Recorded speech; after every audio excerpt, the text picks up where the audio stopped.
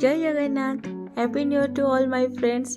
चलतु आज नुआ वर्ष स्टार्ट करवा किछि मिठारू आउ केक बनैबा, से पुणी बिना मैदा बिना चीनी रे हेल्दी केक, फ्रूट केक बा ड्राई फ्रूट केक कहि परिबे। ताकू पूरा स्पंजी हबो एवं टेस्टी लागिबो, पूरा नरम भी, खाइबा को समस्त को स्वादिया, छुआ ठारू आरंभ करिकि बड़ लोक पर्यंत।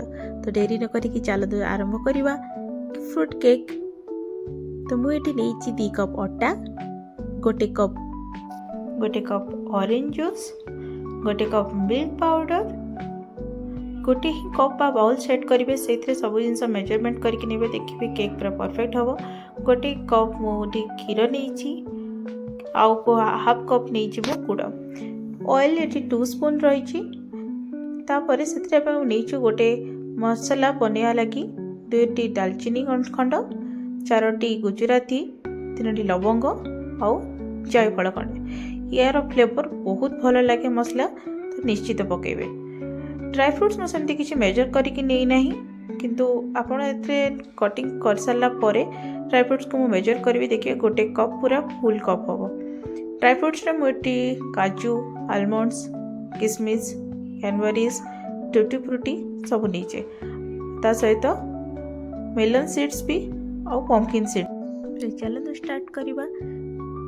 गैस रे पैन बसैबा, गुड़ पकईबा, 2 चम्मच पानी दबा और गुड़ को मेल्ट होगा को दबा।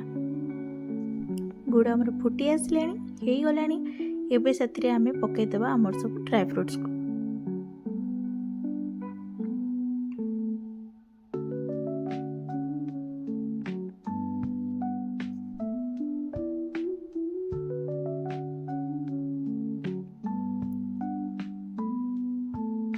इटा आमर एबे हे आसलानी।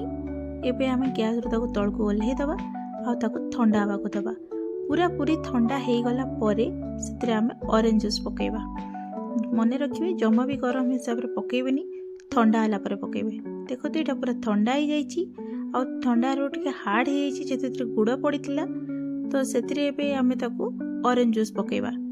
ऑरेंज जूस पकेबा रे आपण ताको गोटे 24 घंटा पूरा रखि परिबे, नहले 6 घंटा भी रखि परिबे।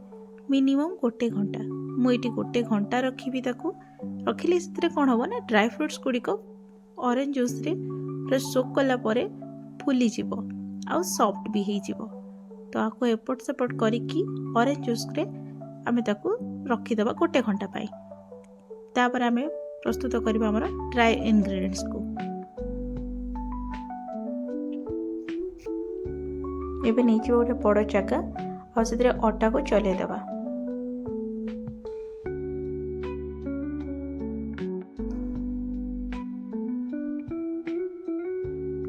मिल्क पाउडर भी पकईदबा आ बाटी रखि मसला को भी पकईदबा।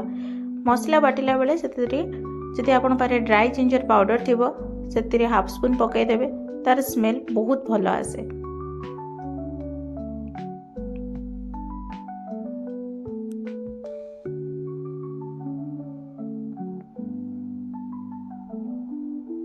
एबे हमें सेथिरे पकईदेबा 1 पिंच लुण, तापर देदेबा हमें सेथिरे तेल और रखिथिबा क्षीर को।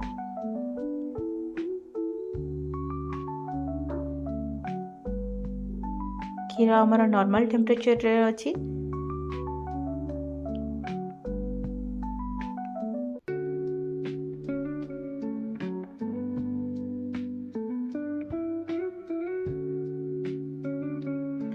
मुझे प्रथम प्रीहिट करने लगी डेक्ची बसैकी स्टाण्ड बसई देछि।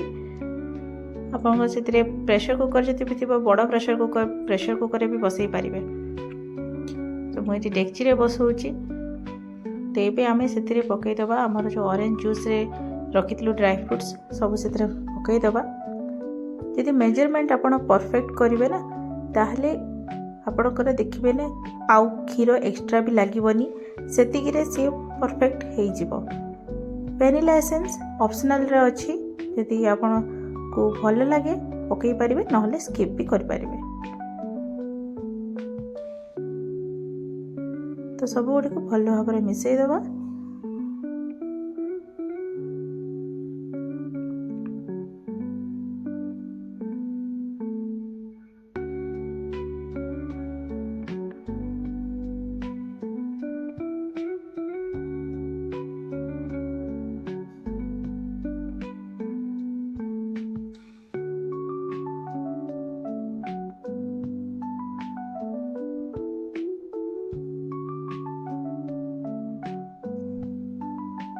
देखिए कंसिस्टेंसी पूरा परफेक्ट अच्छी। यार जेहेतु आम फ्रूट केक बनाऊँ तार कंसिस्टेंसी टे गाढ़ा नॉर्मल केक रे कंसिस्टेंसी टे लिक्विड भाव में थाए। बट एथे ड्राई फ्रुट्स या गोटे गाढ़ा रखा ना नहीं सब ड्राई फ्रुट्स गुड़िक तले बसीज। या एक्टिवेट करने लगी हाफ स्पून आम पकेब छोट स्पून रे बेकिंग पाउडर आउ ताठू हाफ स्पून बेकिंग सोडा आ से लेंबू रस पकई एक्टिवेट करवा आ भल भाव में गोल गोटे केक टिन बसईदे। मो पाखे एमती गोटे केक टिन अच्छी तो मुझे बटर पेपर लगे देती। तो आपण पाखे जब एमती केक टिन ना तो आप गोटे स्टील टिफिन रे भी आराम से बसई पारे। तो ता ऊपर गार्निशिंग मु आउ किछि ड्राई फ्रुट्स ता ऊपर पकई दउची।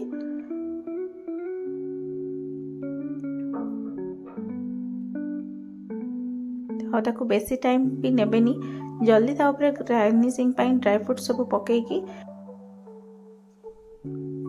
आम ताको बसई देवा।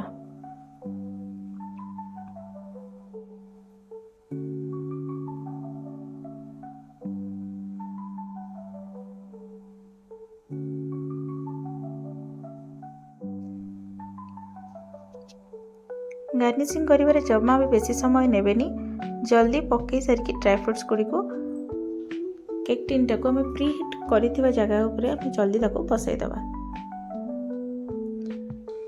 गोटे घंटा आमको ये टाइम लगे तो गैस रो फ्लेम को पूरा सिम करवा आ गोटे घंटा बसईदे। गोटे घंटा पर चेक करवा देखते आम केक फुली जाइए।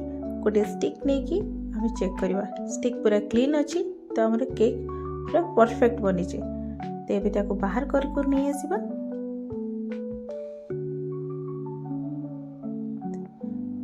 देखो केक केते सुंदर देखा जाउची।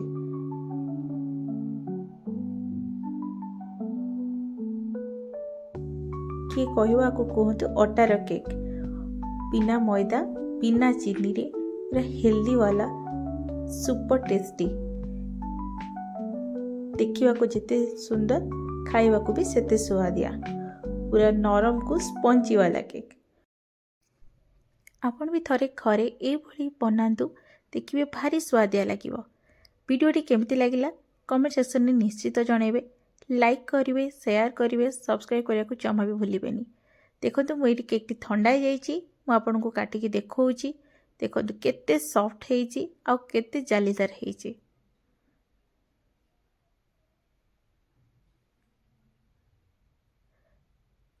कमेंट सेक्शन में निश्चित जनइबे वीडियोटी आपन को केमती लगिला।